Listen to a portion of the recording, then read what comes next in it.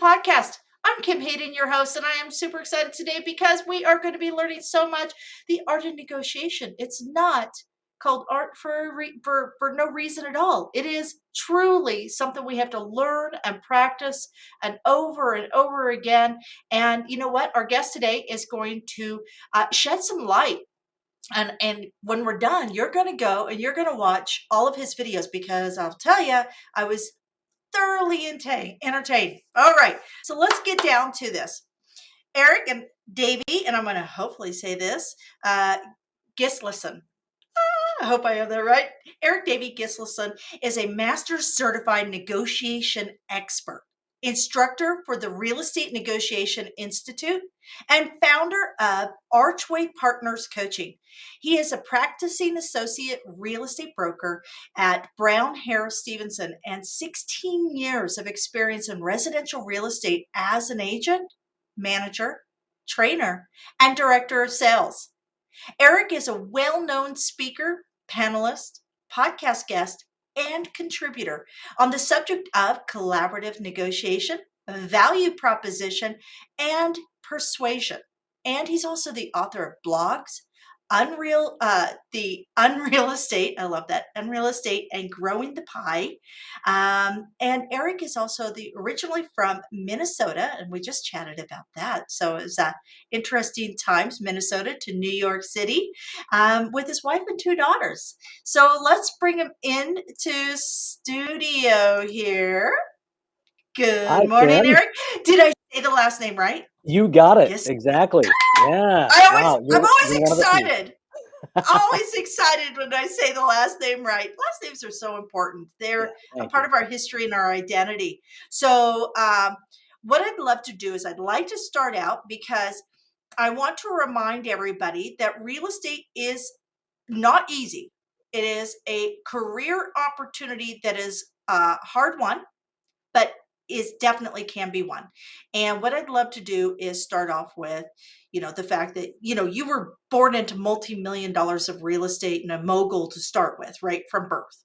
No. Okay. No. Okay. So let's go through who you are. Give us a little bit of taste of who is Eirik. Well, as you mentioned, I grew up in Minnesota. I grew up in a small rural community called New Ulm. I went to St. Olaf College in Minnesota, which is mostly known for their choir and Betty White from Golden Girls. But it's a small liberal arts college. I was an economics and theater major, actually. As my dad said, if I didn't get the part, I could rip the tickets. That was his joke about my double major. I did spend some time in New York as an actor, and as you can see, as we're here today, it didn't work out for me. I transitioned into real estate. It turned out to be a phenomenal career for me. And then I went into management in real estate. Became a director of sales. I was a trainer. I trained all of our agents in sales training, rental training, and then as you mentioned, I have two daughters. When my second daughter was about to be born, I said, I can't do the 80-hour-a-week thing and not be involved in their lives. So I made the decision to leap, go back into the field as an agent. Best decision I ever made. And I've been with Brown Harris Stevens for the last 7 years back in the field. And pretty much immediately in that journey back into real estate as an agent, I was introduced to the Real Estate Negotiation Institute. And because I had a lot of negotiation training in my background, I started teaching for them, and it started me on this journey, this passion project that I have now, where I teach collaborative negotiation training for real estate professionals across the United States. I've been doing it now for about 7 years, and it's a phenomenal education, not only for real estate professionals, but for life. And I enjoy doing it. Well, and I'm okay. I'm going to sound like totally lost here. I didn't even realize there was a school for real estate negotiations. This is Yeah. fascinating because negotiations, I was very fortunate. I had my husband on my team, and my husband came from the corporate world, and he had dealt in some really big Yep. numbers. So negotiating something that was $200,000 or 300 or 500,000 didn't really off put him. Whereas I came from Wichita, Kansas, where $100,000 could buy you half the block. So, that being said, I mean, I know that if I had not had my husband, I do think I would have stumbled because he was the closer. We were like the Tin Yeah. Men, right? You remember the movie The Tin Men? You had your opener and your closer, Mhm. and I was and I think it's very rare to find somebody who can both open and close. So let's walk through this a little bit. By the way, everybody, I want you to go and check out really great video on the martingale theory. Is that Yep. correct? Did I say Yep. that The correctly? martingale. Yeah. Martingale theory that was developed, like it's from 150 years ago. So quite frankly, if you're still doing something, I don't know, but it's all about doubling down Yeah. and and that was very real in the sense that we as agents tend to get locked into the dialogue Mhm. and we double down and double down. And there's a lot of agents running around going, I guarantee you'll get this, Yeah. because they have a false confidence from a market, and maybe they're newer. So the average real estate agent is 7 years licensed in North America. So if they're newer agents, they haven't been through all the ups and downs, and they're running around handing out guarantees, and they'll have no way to backpedal. So let's go through a little bit about what you do as a negotiation Mhm. expert. And I'm going to ask you for three things every agent can implement within their language today, because we know this is all about Mhm. language, to start on a path of better negotiations. So tell us everything. I'm going to actually bring you full screen. This is important, folks, because it's one thing to get the listing and one thing to get the buyer ready to buy, but you can still blow it.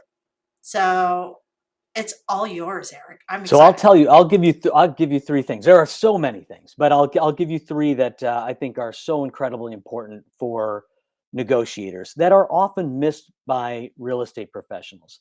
The first one is setting expectations. So Stephen M.R. Covey says that 90% of chaos is a breakdown of expectations, and that is so incredibly true in our negotiations. We don't set proper expectations for our clients. You mentioned, Kim, this idea of handing out guarantees, and oftentimes the handing out of guarantees is your lack of knowledge and preparation coming forward, and you think all you can do is say yes, because if I don't say yes, I'm not going to get the listing, I'm not going to get the buyer, I'm not going to get the deal. So you don't set proper expectations and you allow things to just play out and get chaotic. So that goes to the second one, which is this idea of strategizing. And I mentioned that having a proper plan or strategizing, not just saying yes and yes and yes. When you have a proper plan and you strategize your negotiations, you are far more powerful. The Wharton School of Negotiation says that planning and goal setting is your primary source of power. So the more you have set goals with your client, minimums, maximums, and goals, and you can adhere to those goals, the stronger you're going to negotiate from a position of strength rather than waffling back and forth. Now you can reframe those goals, you can revisit those goals, but you have to be very intentional about it. So negotiating from a position of strength because you strategize, because you organize, knowing exactly who your buyer or your seller is, so that you can understand what's important to them, what they want, what they need. All of those things help you organize and strategize around your negotiation. And then the third point I'll make is one that I think probably tops them all, and that is what I call being ceaselessly curious. And we as real estate professionals, we as adults, abandon this childhood negotiator that we had inside of us, this 5-year-old, 7-year-old child, the best negotiator there is, in my opinion, because we become afraid to ask questions. We think it's too intrusive. We think that we're doing something that might be offensive to the other side. So if we want to become more skilled as a negotiator, we have to understand that there's not just one way to ask a question, that you don't have to give the other side a pass or an out by asking only closed-ended questions, yes or no questions, which is what we do sometimes as negotiators. We give people an out by saying, is your client going to freak out if we offer $600,000? Rather than, how will your client react if, or what would your client say to? So these how and what questions are good for us. So those three things, I would say, being ceaselessly curious, strategizing and organizing around your negotiations, and setting expectations with your client and with the other side. The ceaselessly curious. I love that.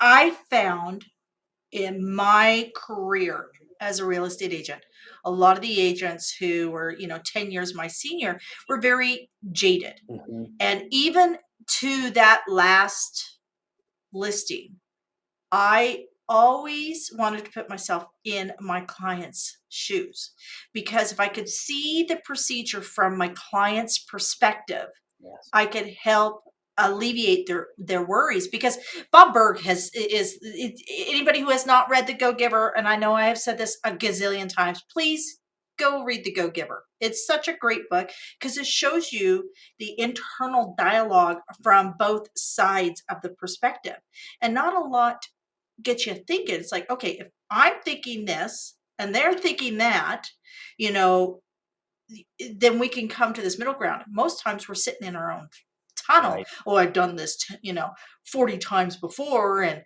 this is the way it's supposed to go. I find that also not asking the right questions also, and what goes up does come down, folks. The market will soften, and you will have to work harder. And these are just the facts.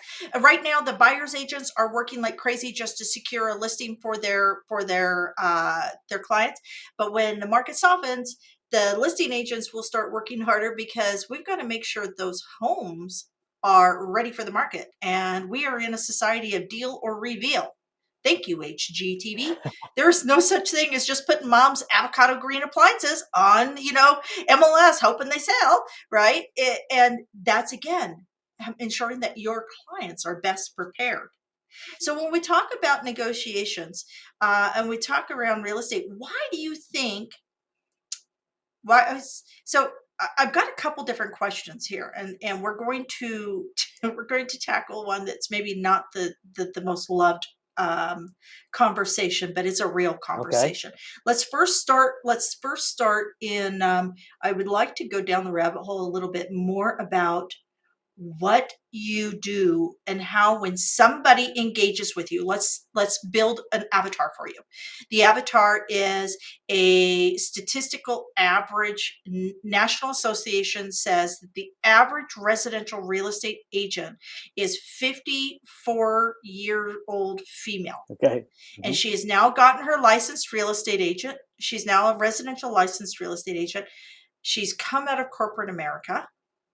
What are some of the strategies, or what would be your approach at the institute, or coaching her to move her from that corporate mindset to the entrepreneur mindset of how to be ceaselessly curious, how to set the expectations, and how to know the strategies that need to be in place? Well, you mentioned earlier this idea that your husband, who was kind of the closer, he had this ability coming from the corporate world, dealing with large dollar transactions, where he actually had some expertise in negotiation. And that Tom Heyman, the founder and CEO of the Real Estate Negotiation Institute, that's exactly why he created a school for real estate negotiation. He came out of Procter and Gamble, 30 years negotiating deals internationally with Procter and Gamble, and then had a second career as a real estate professional and realized there is no training for negotiation For real estate agents, there's no pre-licensing training. There's very little ongoing training because a lot of agents shoot from the hip and don't have training themselves. So when sales directors and trainers are training new agents, they leave negotiation out because they don't have a specialty or an expertise in that field. So to your point, that's kind of Tom brought his corporate experience into the real estate world. And what I tell people, there's a part of our core concepts class that deals with value proposition, and value proposition is incredibly important.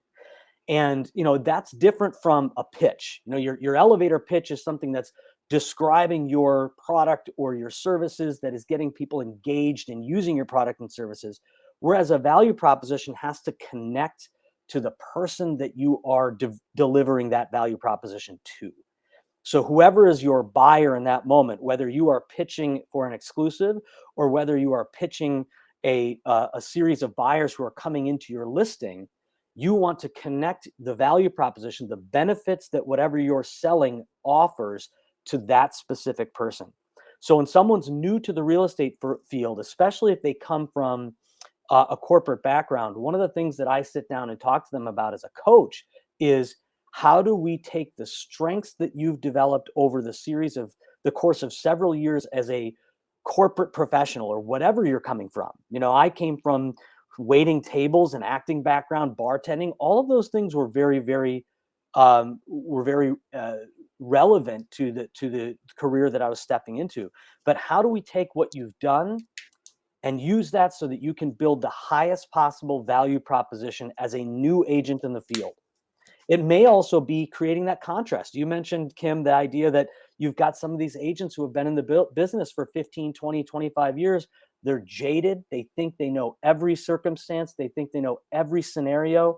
And they walk into every different scenario with each and every client. And they say, nah, I know what's going on here. I know how this goes. Let me tell you how this is going to end. And you, as a new agent, Yep. can take your newness and use it to your advantage by saying, look, I explore, I ask questions, I understand who the other side is, what the other side needs, because every situation is different. The Sherpa does not head up the mountain on a climb to Mount Everest and just kind of put on their blinders and say, I've done this a million times. This is just an easy walk up a mountain. Every single situation is different and every climb is different. So taking those things that you've done and creating a contrast between you and agents who have been in the field for a long time is important. And then I would also say another thing that you can do is just keep learning. Just keep learning. This idea of, we hear this fake it till you make it idea. Well, there is an element of that as real estate professionals, but you don't have to rely on that. And a lot of people use that as a crutch. They'll say, okay, the fake it till you make it is me. I don't have to learn anything. I can just kind of say what I want and eventually I'll learn it. Well, how about learn it? How about role play? Yep. Use the opportunities you have to become better immediately. The script, and there is a Yeah. script, and I'm not saying you have to repeat somebody else's script. I have a script for when I go in. There's a reason why 70% of our business was listings. Mhm. It's because I had a Yeah. script. I set the expectations. I opened the dialogue around staging. Like, I haven't sold a property that wasn't staged since 2006. Wow. That's And fantastic. I went and got my staging certificate, not so I can move the furniture around, but so I'd understand the science behind the staging. Why, your pictures need to be hung at 62 inches. Why you have to have a 34-inch space for people to navigate. Why all these things? Why? And that's that ceaselessly curious. What I find fascinating, okay, I want to bring this back to the numbers game, and then I'm going to ask you a real hard question that makes all of us squirm a Okay. little. But the numbers game, one of the things that you talked about in your video when you and Jake are hopping the bus and chugging your free Coca-Cola and going to the $2 blackjack table, and everybody has to watch the video because you really do set the visual stage. Thank you. You're very good at that. But you talk a little bit about the whole numbers game, and that we are we talk about numbers, and I'm seeing that more and more and more, where agents are completely reliant on this, and they're unable to navigate, and they know that they make 100 calls, they're going to get 2 solid leads, and it's like, but why would you? I don't know. I'm never. I don't call me. Text me first, and then I'll let you know if you're going to call me. That's the society we're in. So why are you? Why are you door knocking and interrupting people's dinner? Why are you cold calling people, and intruding in their space when we have all of these, things? I mean, I don't have an issue with SMS. I don't have an issue with any of these things because they give me an opportunity to prepare.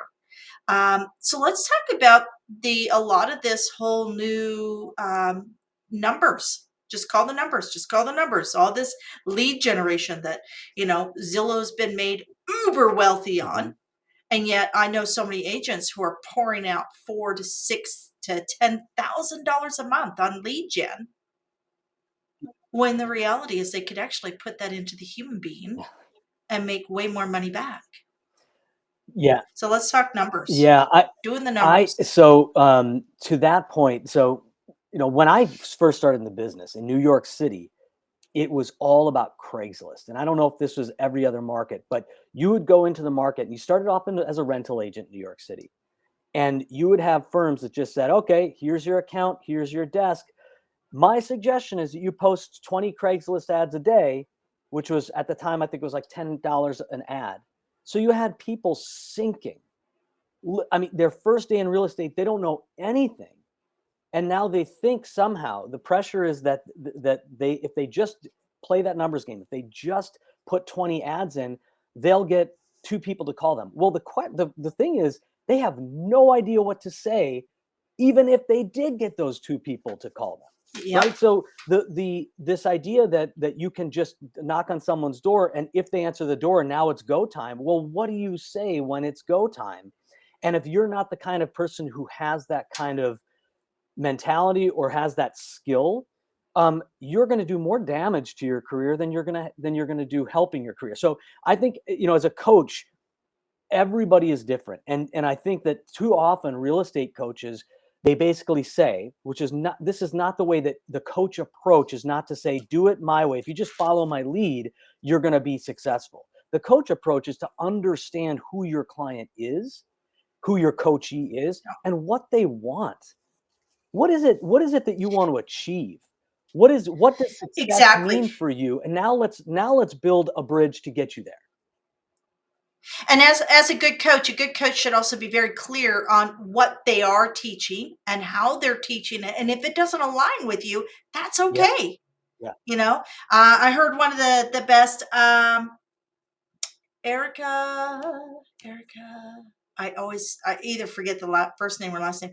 She gold medal wrestling, Rio Olympics. I interviewed her, Oh, wow. and she had a really great comment. I asked her, what are some of the things that you would attribute to your success? And she goes through community and, training and all these other things. But then she also says, coach. Now, just remember, the coach you start with is not always the coach you end with. It's not always the coach you go to the Olympics with, but you will go to the Olympics with a coach, because without a coach, you will not go to the Olympics. And it was a really profound statement, because I know where I sit within the coaching realm, Yeah. right? I'm like that. I'm the baby. I take the new and struggling and people who are trying to break it down, and they're trying to be very cost effective, but are able to start those conversations, right? These are people that just need to know, they need the icebreakers. I create the icebreakers. I show them where to go and how to do those icebreakers. The negotiation is not my strong suit. It's not where Yeah. I would step in and say, but the reality is almost every real estate agent I have seen that is really successful has continual coaching. Yeah. All throughout they have a mentorship or coaching. They have something. They're not sitting in a silo listening how great they Yeah. are. They're Yeah, they absolutely. have somebody there to challenge them. So my question for you, and this is going to be I'm going to get just creamed for this one. Uh-oh, am I going to get But cream too then? Yeah, we All could, right. because but we could also maybe come up with a All solution. right. I like When solutions. we look at the National Association of Realtor statistics and we start cross-referencing that with, Inman and all these other spaces. And by the way, if you're a new real estate agent, you do need to be looking at the Canadian Real Estate Association, National Association of Realtors, Inman. There are so many places that you need to be getting your information from daily, because this is your career. If you choose to be here, be informed. But what I find fascinating is we have 67% of licensed residential real estate agents are female with an average age of 54. Yet, those are not the women who are really cranking out the revenue, Mm, right? We still see male-led teams. mhm.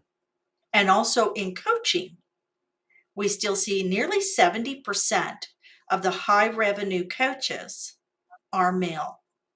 Wow. What do you think? Yeah, yeah.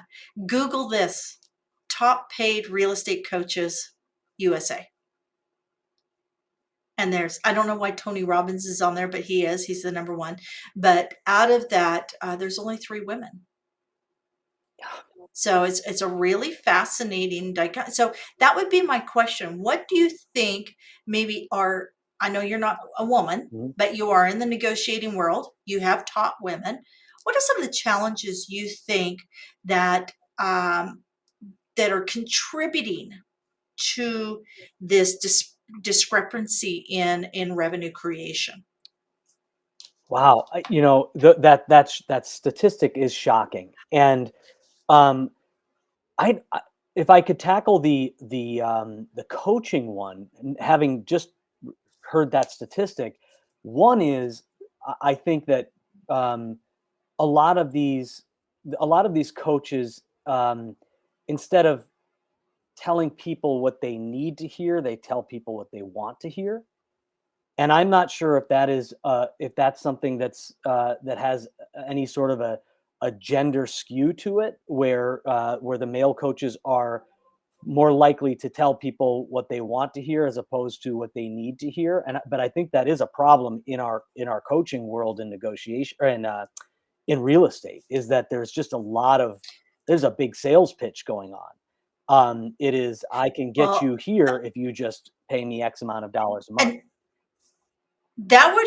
that actually triggers the whole, when they did studies of male and female putting in job resumes for jobs. Men would go after a job where they were only 60% qualified for, but their resume would look like they're 95% Yeah. qualified, whereas women who were 95% qualified would actually minimize. That actually makes sense.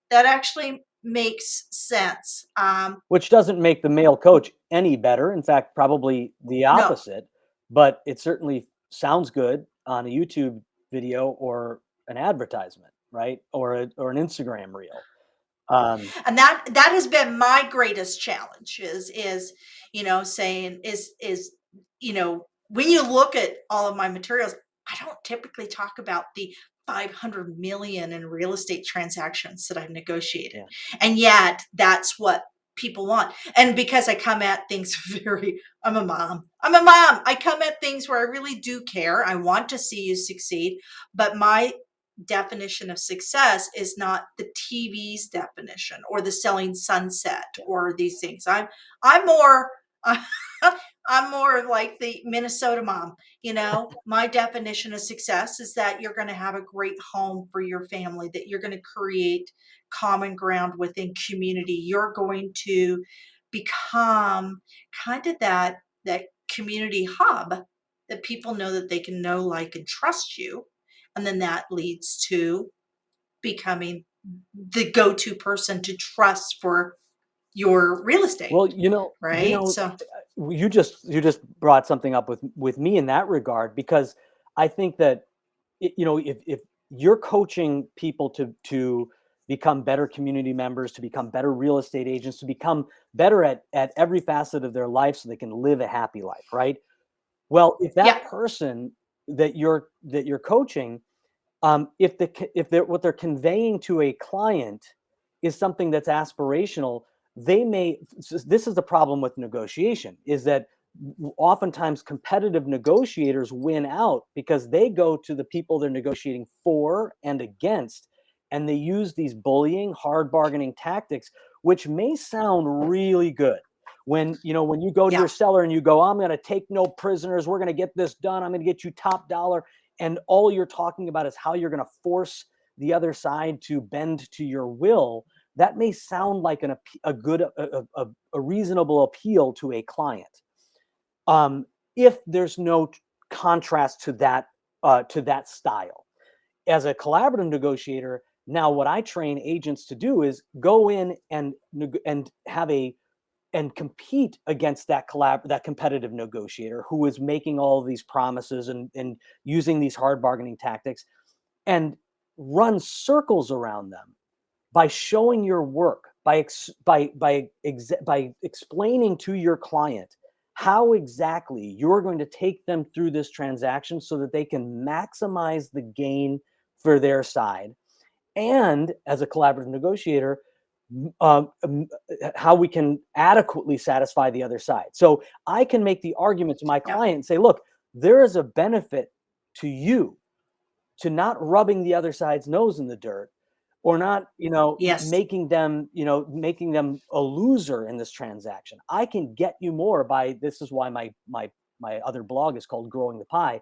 We can actually create value in this transaction and get you more because I'm skilled at what I do. But oftentimes the two conversations that are happening is one that's aspirational and one that's, kick butt and take names. And what's missing in the middle is, I can get you what you need. I can get you the best possible deal and also make friends and also make this a smooth and fun experience for you. I can get you more and make you happy, as opposed to just like a bull in a china shop running around knocking people over and grabbing whatever I can. And I've seen like team leads, mega team leads, that very much are in that whole smash and grab. And they do go through a lot of agents. Oh, yeah. They get these new agents. They just go through a lot of agents. I absolutely 110% subscribe to that collaborative negotiations. But that starts from the very beginning. That starts from being ceaselessly curious as to who your client is and why they're doing what they're doing. Yeah. So you know that information. So then when you do go into the negotiation space, you have that information to pull on. Absolutely. Right. Again, this goes back to, well, I've already done, 55 transactions and it's just another house. Well, it's not to your client. Right. It's not to your client. This is, you're depending on this person to, contribute to your standard of life. Yeah. Why would you not want to contribute to theirs? I love that. And Yeah. you have to know, So true. So yeah, it is interesting, and I do think that our media has really, in many ways, negatively impacted real estate, in the sense that, you know what, we're not superstars. I mean, we can be super agents, and we can be super neighbors, Yeah. and we can be super advocates. But at the end of the day, you don't deserve anything more than the person you're standing next to. It's these are realities. There's a lot of the number one common personality trait amongst agents that I think it was NAR did this like a decade ago. Narcissism. Narcissism was the number one. But part of that comes into being able to walk into a home, somebody else's space. You're going Yeah. on their home turf. Yeah. And you're having to pitch an entire game, and they may not be 100% happy. We've all gone through ups and downs. Yeah. Right? If you've been in the business a decade or two and you have not gone through a down, I'd like to know where you live, because I'm moving. Yeah. Right? But Calgary has gone through, I've been through 2 booms and busts in Calgary, because we're oil based. Uh-huh. So we're a boom and bust town. So, um, knowing what you're walking into and asking lots of questions, but having a strategy, a game plan. So tell me, why do you do this? Because um, I know that good coaches really do care. Yeah. They really want to see success. And yet, statistically, we know that 87% of real estate agents will fail Yeah. because it's a hard business. And um, that the average real estate agent's only cranking in 35 hours a week and less than $57,000 a year. And I don't know how anybody lives on that, especially if half that money is going out to the regulatory bodies Right. and boards and such. So why do you do this? Um, I just like you, and we talked about this a little before we came on. I love I love seeing others succeed. It's one of the things that I loved as a sales director. I love watching not only people achieve, but achieve in the right way. And I was with a firm when I first came into real estate in New York City that luckily was one of the few, is a little oasis in New York City of firms that believed in honesty and integrity. And that was really important to me. And the fact that I could become a successful real estate agent in New York City and still hold on to my moral compass and to my integrity meant a lot to me. So I am a big champion of this idea that you can do business the right way. You can achieve by being integrous and having a moral compass. That is possible. And I'm here to help you do it. The other thing is, the other reason I do it, and one of the reasons I teach negotiation is, frankly, I don't like bullies. I don't like bullies. I think that there's a reason why competitive negotiators do well, and there's a reason why they exist, because it works. And it works because we allow it to work. That's why it works. The moment that we can understand that competitive tactics are just that, they are just tactics, they are short bursts meant to push you back.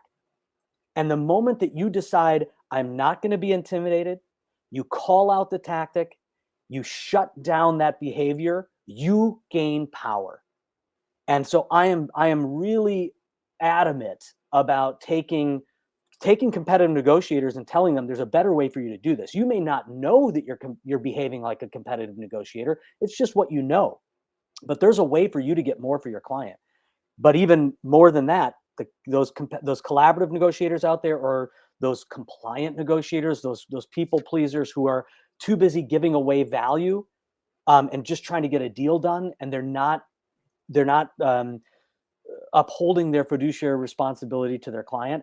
Taking those collaborative negotiators who just need help and those compliant negotiators who need a lot of help, and saying, you can negotiate with a competitive negotiator. You can run circles around these bullies just by knowing what they're doing and understanding how to defend it. And to me, that's a part of the course that I love teaching, is understanding competitive tactics and how to, as Harvard calls it, name it to tame it, which is a great phrase. Name it to tame it. And don't let FOMO grab you, because if you're doing the job right, Yeah. there will be other Yeah. opportunities. My favorite image.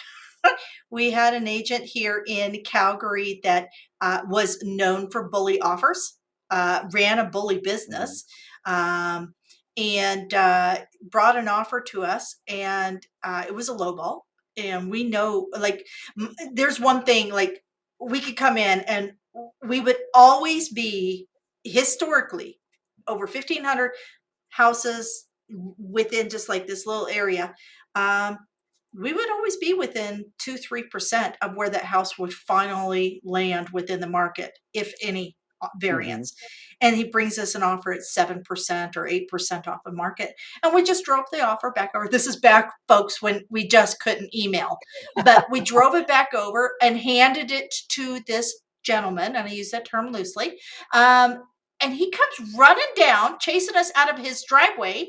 And he goes, you can't do that. You have to counter. And it's like, no, it's in our rights not to even entertain this offer because it's not worth Mhm. entertaining. So it's knowing what you've brought to the table as a real estate agent to represent your client, knowing that you've prepared your client to the best of your ability to be strong within the market. What is their position? What is their price? And how are they being presented? So knowing these things, and then you don't have to deal with the bullies. Yep. No, you're right. You're right. And you can call them out using data. I mean, competitive negotiators specifically love to use data. They love to manipulate data if they can. So Mhm. understanding data and being able to use sound logic to challenge them is an important skill for a collaborative negotiator. You don't have to just accept the fact that they're telling you 7% off the ask is a fair price. Well, challenge them on Yeah. that. How can they And demonstrate that that's a fair price? exactly. And know, like being there, know what's going on in your market. You're not a bystander. You are the Yeah, person that's helping to create the statistics and the averages and the variables that you need to be part of that. yep, If you want to get paid from it, be part of it. It's really straightforward. exactly. We Yep. always knew what was going on in our market. Um, so let's real quickly, what does community mean to you? If I say the word community, what is your definition of community? My definition of community is not only my family, not only my immediate family, my community, which is really, as we were talking about early on before we got on, is really important to me, and one of the reasons I left the world of sales direction. But I believe that we have a responsibility to the area in which we work and the area in which we live. And we as real estate agents have um, a unique community in that we don't just drive to an office and sit in a building and then come home to the community in which we live. We are doing business and oftentimes doing several transactions in neighborhoods that are not our own, and that has to be a part of our community as well. So when we have the good fortune, as you mentioned, to be able to be brought into people's homes and to help them build their new life, and to have that exit strategy when they're leaving that house, we are having an effect on that community constantly. So I think that we owe it to our clients, we owe it to our careers, to be invested in those communities in which we are working, not only our own. Um, but for me, I live in Jackson Heights, Queens, and early on when we moved to Jackson Heights, it's one of the most diverse neighborhoods in the entire world. About 170 languages are spoken in the several blocks around my house. It's an unbelievable neighborhood. I love raising my children here, but I also knew when we moved to this community that I wanted to be involved, and to help my community, more than just be someone who spent money in the community, because that's oftentimes with the right way real estate agents will be a part of the community, is that they say that I'm spending money here, I'm doing business here, but we need to invest our sweat equity, our Mhm. personal, physical time, to helping our community be the best that it possibly can be, and those communities that we're selling and helping sellers and buyers invest in as well. You know what? You're speaking my language. You're speaking my language. What is one book you think every real estate agent should read? I think that there's a book called Think Again by Adam Grant that I'm reading right now, that I just finished reading. It's an amazing book. It talks about how we as human beings need to not need to frame how we think and how we analyze situations with a kind of a social scientist brain, and to really think about the outcomes as we're doing it, as opposed to just kind of going with gut. um, that's a great book. I think if you're a fan of negotiations, there are a few books that I think are seminal works on negotiation that I would highly recommend. One is Getting to Yes. If you haven't read Getting to Yes by Roger Fisher and William Ury from the Harvard program. They are like the that's like one of the seminal works on negotiation. They're like the grandfathers of collaborative negotiation in a way. Getting to Yes with Yourself is a book that was written after Getting to Yes, but it's kind of a prequel in my opinion.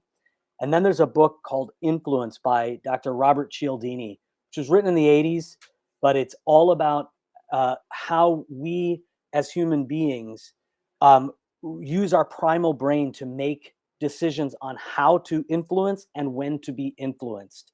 And we bring in things like the exchange principle or the reciprocity principle, as he talks about it, the contrast principle. And one of the examples he uses is a Boy Scout comes to his door and says, would you like to buy a $100 raffle ticket to win a car? And he says, well, I don't need a car. I have a car. It's a lot of money. So thank you very much. Good luck to you, son. And the Boy Scout says, well, how about five $1 candy bars? And he went, oh, yeah, of course. So he buys five $1 candy bars, closes the door and says, what just happened? I didn't go to the door wanting to buy 5 candy bars. I had no intention of buying candy bars. But in contrast to the $100 raffle ticket, it seemed like a great deal. So all of these things that all of these principles, these contrast or these persuasion principles that come from our primal brain is the study of influence. And that's what he talks about. So there are several books, but those are a few. The witch close is so underutilized in raising children and navigating real estate. Which would you prefer? Yes. And it really is, you're guiding them where I witch closed my kids to death. My kids will always go, witch close? I love that. My kids are 33 to 21 but they still show up for Christmas dinner. They still show up for Thanksgiving dinner, and they still show up at my house whenever they need somebody, because I never stripped their options away. I gave them the options that were appropriate within that situation. And they learned decision making. They felt like they had, and this is the big one, folks, they felt that they were participating within the decision and the direction. And that's where you get that gameplay attitude with your clients, is when they feel that they are being included versus being told. So I do love that, witch clothes and so forth and so on, and bringing your clients along the journey with you, giving them that education and that opportunity. 100%. The idea of having options as a client or in a negotiation, when you're representative, as we as negotiators on behalf of our client, when we sit down with them and we give them no options, we say, this is how you're going to do it, or this is what's going to happen. That creates a defensive posture. People tend to retreat or recess into their corner. Whereas if they have options, especially if they have 2 or have 3 or 4 options, they feel like there's not just a binary choice, that they have choices to choose from, and that they are in control, that they're empowered to make a decision. And that's huge as a negotiator when dealing with your client. Where can people find you? Well, I am where I do a lot of my videos, as you mentioned. I am Eirik the Expert at Eirik the Expert on Instagram and YouTube. You can check out all of my reels on Instagram, and my videos live as well on my YouTube channel. I have 2 blogs, as you mentioned, both of which are at my name, EirikGislason.com. That's my non-married name, Eirik Gislason. I'm Eirik Gislason. But my married name is Eirik Davey-Gislason. So EirikGislason.com is where both of my blogs live. You can check me out on LinkedIn. I have a phenomenal real estate newsletter that I put out every 2 weeks. And those are the main places to find me. Excellent. We have 96 hours a week we can be productive. And if you pull back, where I have 4 hours a day or 3 hours a day that's going to be engaging hours with my children or my family, what's the rest of the time? Where are you spending the rest of your time? Spend it learning something. We're in an opportunity where you can either be a junkie on Candy Crush or you can be a learning junkie. Yeah. Which one are you going to be? Which one are you going to be? We are in the age of knowledge, folks. We are in the age of knowledge, and everything is an equal opportunity, like any is unlike any time before in history. It is, you change the course of not only your path, but also if you choose leadership, you change the course of other people's paths. And that's the blessing we have within real estate. Eirik, take us out with a quote. What is a quote that inspires you? Mm. There's one that actually I just recently I was doing a new video. This is going to be my next video that I put out, and this goes back to not only the work that Yuri and Fisher do, but it goes all the way back to Sun Tzu from The Art of War. And he says in that book, and reused in negotiation texts over and over, and it's build your opponent a golden bridge to retreat across. And it's that idea of saving face. It's that idea of you can surround them on three sides, but if you give them a narrow path to move out, to move to something that's a deal, something that is a better position for them, they're going to take it. And they're going to be less likely to dig in and, as Sun Tzu would say, fight to the death, which is what happens when we're backed into a corner. So as negotiators, we oftentimes want to take that opportunity to surround people and make them do something. Give them that golden bridge, allow them that small path to retreat to a position that you want them to retreat to, and you will get far more out of your deals. I love that. I love that. And it's also treating all parties with dignity and giving option. Yeah. This is a big one, folks. Treat people like you would want to be treated. It's really straightforward. There's no anything beyond that golden rule of treating others as you would want to be treated. And if you run your business that way, you can actually make the changes in society that need to be made on a community level.